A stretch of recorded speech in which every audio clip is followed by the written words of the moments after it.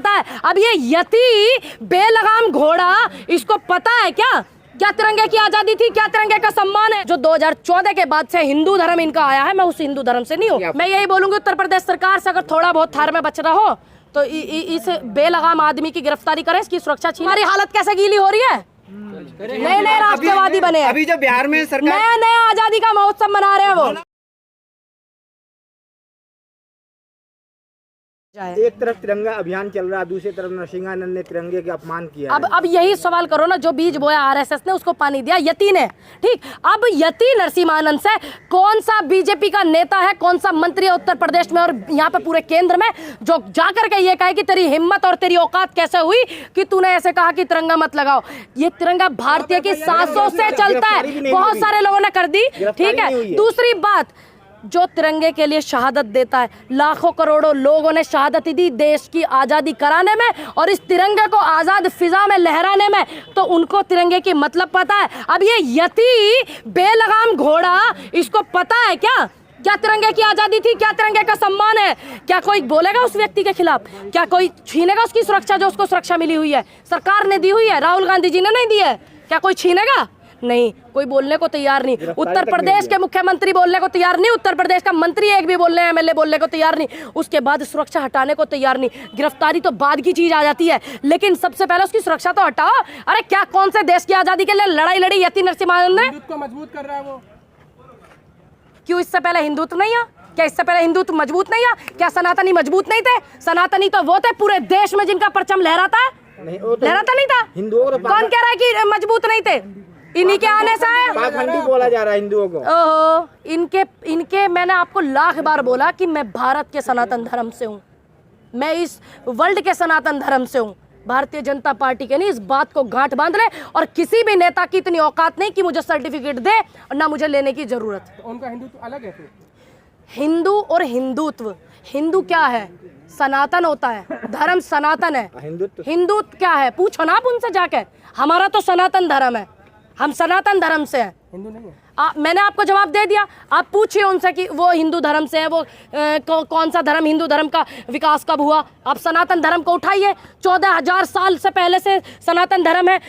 जितने भी धर्म हैं, जितने भी धर्म प्रचारक थे इनके, उनके हिसाब से धर्म इनके हैं। लेकिन सनातन धर्म जो है, सनातन धर्म 14,000 साल 15,000 साल पहले से सनातन धर्म, तो मैं सनातन धर्म से हूँ। जो 2014 के बाद से हिंदू धर्म इनका आया है, मैं उस हिंदू धर्म से नहीं हूँ, सनातन धर्म से हूँ। गर्व से कहती हूँ सनातन धर्म से हूँ, और मुझे सनातनी होने पर और एक ब्राह्मण होने पर गर्व है, और मुझे ये गर्व हमेशा रहेगा, क्योंकि सनातन धर्म सम्मान करना सिखाता है, एकता करनी सिखाता है, प्रेम भाव सद्भावना सिखाता है, कट्टरता नहीं सिखाता। नरसिंहानंद के इस जहरीले स्टेटमेंट के बाद क्या लगता है 15 अगस्त में भगवा फहरेगा या तिरंगा? देखिए, हमारा पूरा देश तिरंगा फहराएगा, ठीक। जो चापलूस है वो अपना काम करेंगे, जो चापलूस हैं वो अपना काम करेंगे। हमारे बहुत मेरे परदादा जी की भी शहादत लगी हुई है देश की आज़ादी की लड़ाई में। अच्छा ये बताइए, समझ में आया? तो इसलिए उस तिरंगे को लहराने में बहुत लोगों की सांसें गई हैं, बहुत लोग फंदे पे झूले हैं। तो ऐसे ही नहीं आज़ाद फिजा में लहराया था तिरंगा, ऐसे ही नहीं उसका रंग केसरिया, वैसे ही ऐसे ही नहीं है।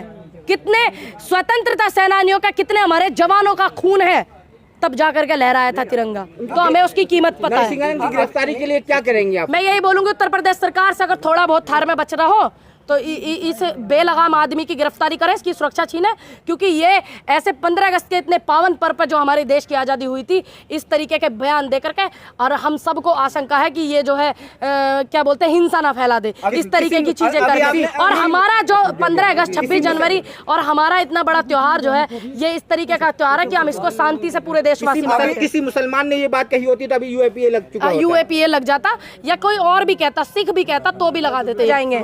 जिनको 14 में आज़ादी मिली, क्या वो भी आज़ादी का अमृत महोत्सव मनाएंगे? देखिए, जिनको 14 में आज़ादी मिली, भैया मेरा तो देश, देखिए मेरा तो देश जो है 1947 में आज़ाद हो गया है, ठीक है। तमाम आप लोगों का भी होगा, आपका हुआ देश आज़ाद नहीं हुआ? आप अपनी बताओ। हो गया था 1947 में, सारे पत्रकार बताओ, हुआ था?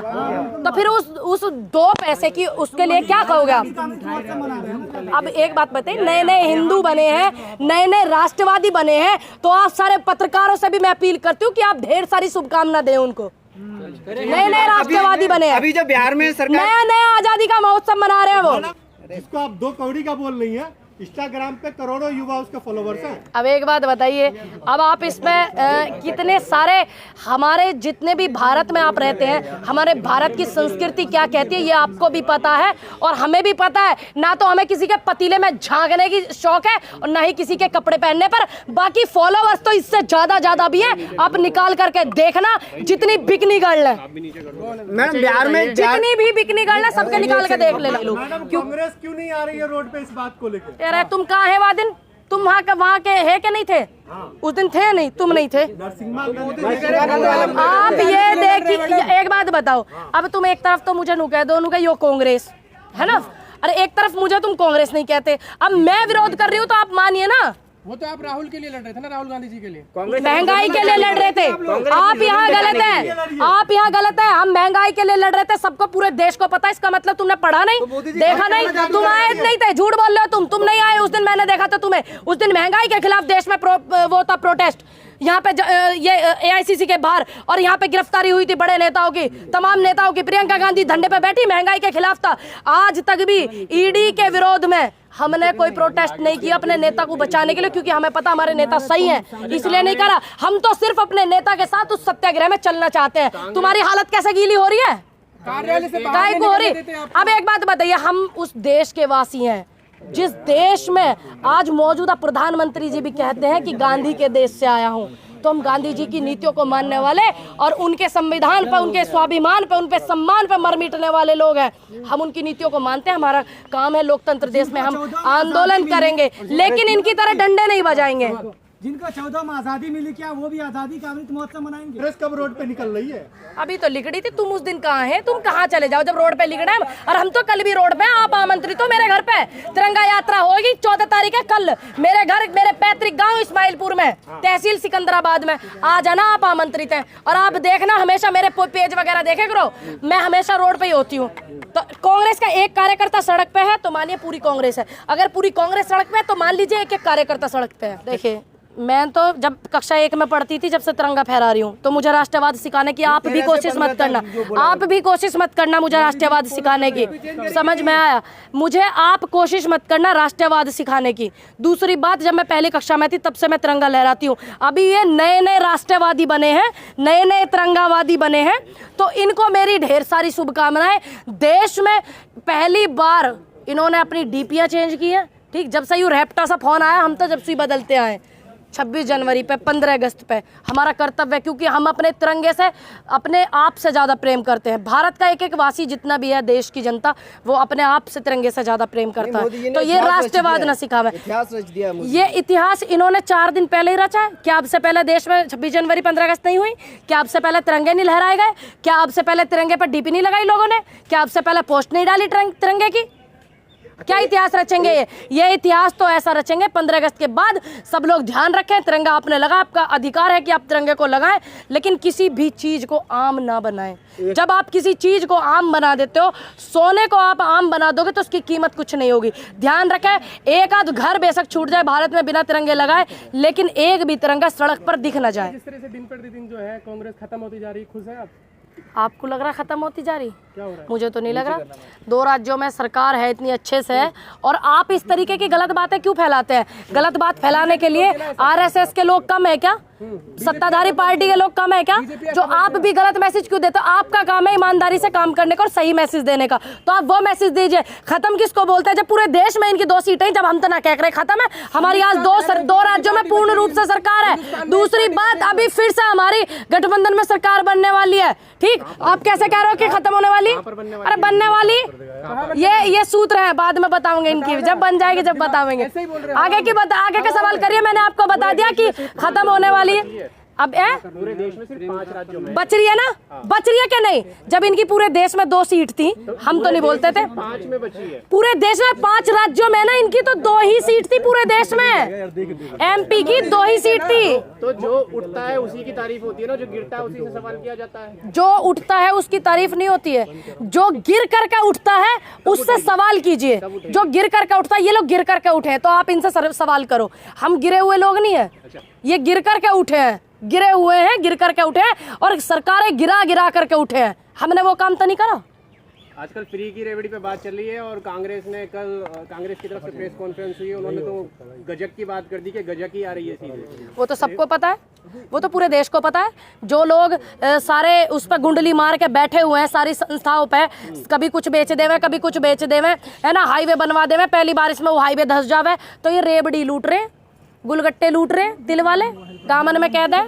ये कर क्या रहे? हमारे देश को रेवड़ी गज्जक, हमारे देश का जो जनता का टैक्स का पैसा उसे रेवड़ी गज्जक समझ के खा रहे हैं। मोदी जी के काले जादू पे देश फिदा है। काले जादू पे काला जादू करते हैं वो। नहीं, वो कह रहे कांग्रेस कर रही है काला जादू का सहारा ले रही है। अरे आपने वो फोटो शायद नहीं देखी, जितने भी लोग वीडियो बना रहे हैं, इंटरव्यू कर रहे हैं, सब एक कोने में फोटो लगा देना। देश के प्रधानमंत्री जी गंगा स्नान कर रहे थे तो काला कुर्ता पहन करके कर रहे थे, राम भी काले थे, कृष्ण भी काले थे, और फिर काले में कैसा दोष, शिवलिंग का रंग भी काला, महादेव न कर दे रोष, जय माँ काली कलकत्ते वाली तेरा वार न जाए खाली, न्याय के राजा शनि भी काले, काली रात ही मने दिवाली, तवे का रंग भी काला, बनती रोटी जिस पर श्वेत, और किसान का हल भी काला, जोत रहा वह जिससे खेत, काले के उपहास पर बापू ने गोरों को धोया था, अफ्रीका से वापस आकर बीज स्वराज का बोया था, तन काला हो वसन भी काला, किंतु मन काला ना हो, काले धन के चौकीदार की काली जीभ पर ताला हो। तो इसीलिए इसका सहारा लिया जा रहा है, कांग्रेस सहारा ले रही है, मंत्र जप रही है इसीलिए। अभी जो नरेंद्र मोदी जी गंगा स्नान कर रहे थे तो क्या वो भी काले जादू का सहारा ले रहे थे? क्या ले रहे थे? अभी आपने कुछ दिनों पहले देखा नहीं, वो एक जगह गए थे, वहाँ पे भी वो उसमें वो पहना हुआ था, हाथ में उन्होंने रुद्राक्ष की माला पहनी हुई थी, तब गंगा स्नान में डुबकी लगा रहे थे। तो इसका मतलब वो गंगा जी में स्नान करने गए तो काला जादू करने गए थे।